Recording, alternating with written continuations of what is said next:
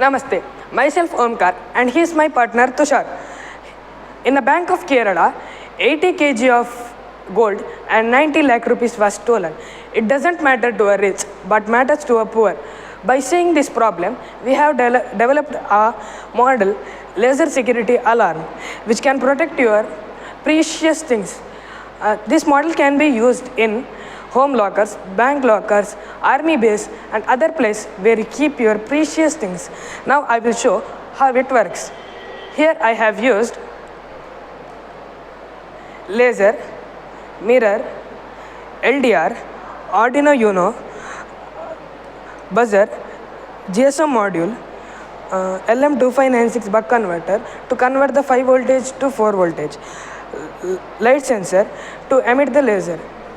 When any thief passes from this laser beam, the output of this LDR will be high and the buzzer will beep and we get a alert call.